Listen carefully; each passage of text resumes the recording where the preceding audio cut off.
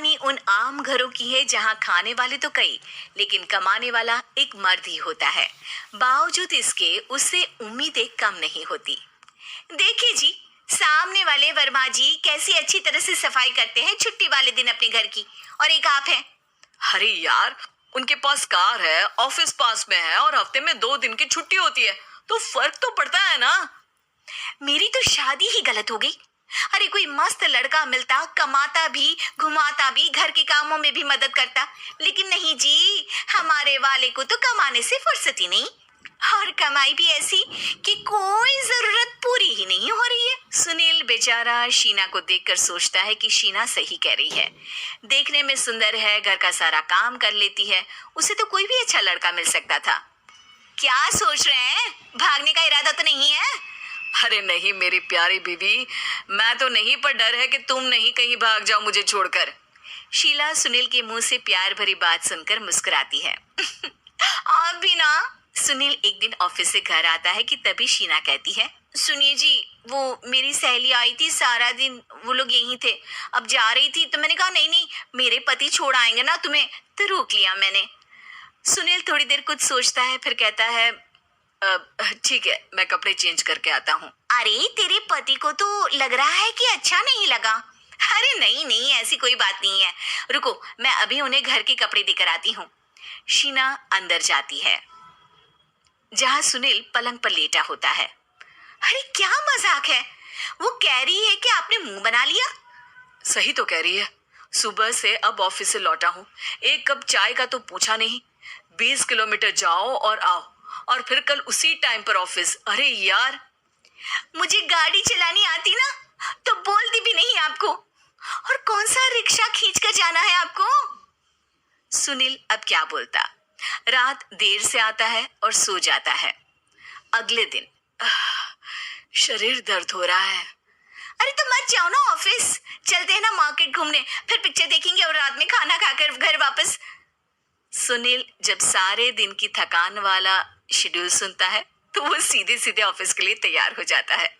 अब आए दिन शीना की डिमांड बढ़ती ही चली जाती है और सुनील उसको पूरा भी करता, लेकिन एक दिन, ए जी मेरा भाई आ रहा है, उसे 2 लाख रुपए की जरूरत है। हाँ तो मैं क्या करूँ शीना, मेरे पास इतने रुपए नहीं है। हाँ हाँ पता है नहीं है, लेकिन किसी से लेकर तो दे सकते हो ना। अरे मैं किससे मांगू, मेरे तो जानने में भी कोई नहीं है जिसके पास इतनी बड़ी रकम हो।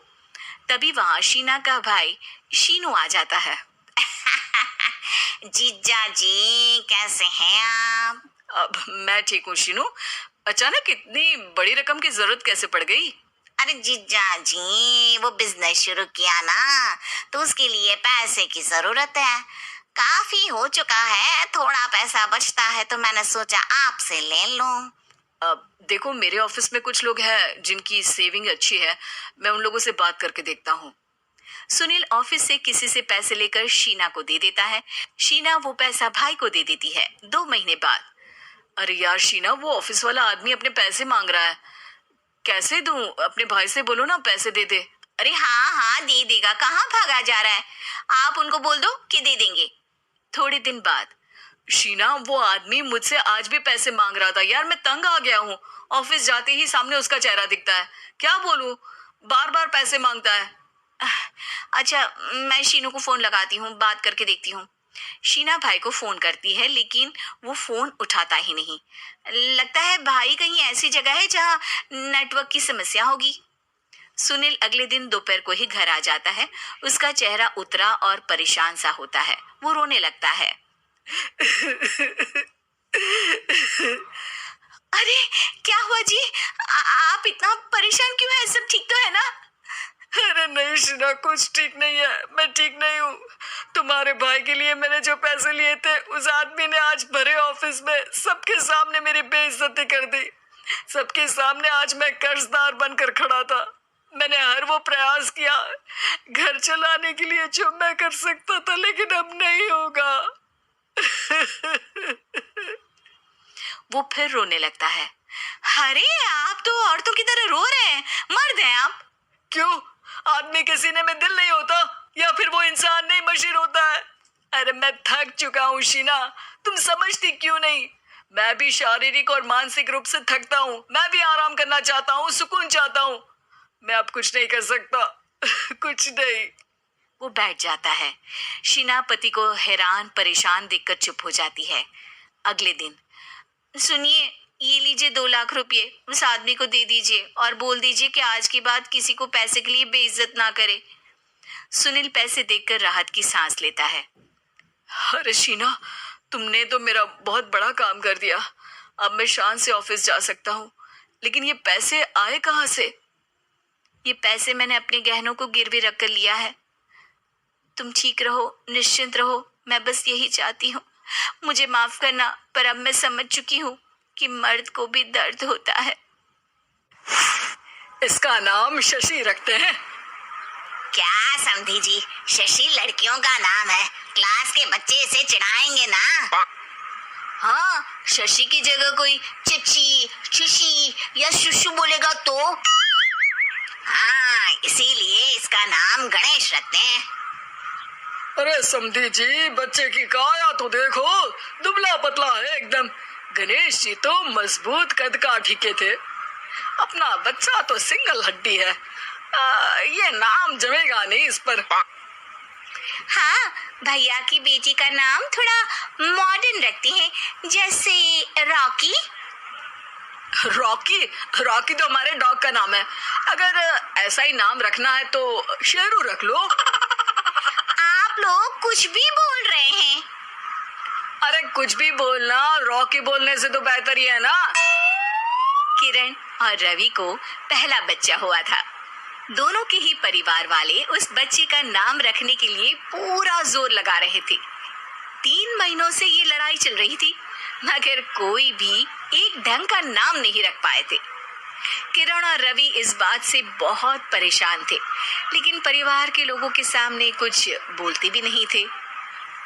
दामाद जी पे गया है बेटा, उनका नाम रवि है तो इसका नाम शनि रख देते हैं।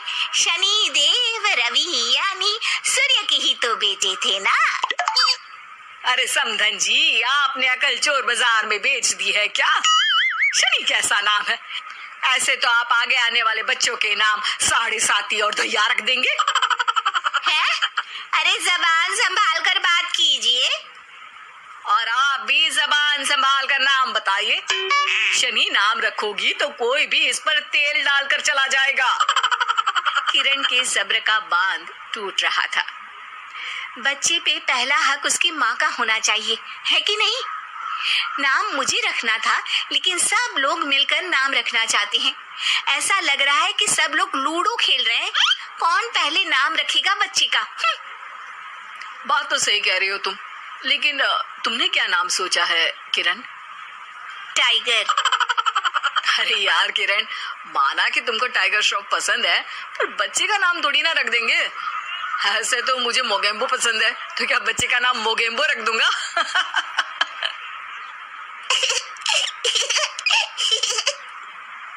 हाँ, मोगेम्बो नाम ही रख देते हैं। देखो तो, सुन के मोगेम्बो खुश भी हो गया। अरे मजाक छोड़ो। देखो, मैं पंडित को बुला रहा हूँ, सबको इकट्ठा करके एक नाम डिसाइड कर लेंगे, ठीक है?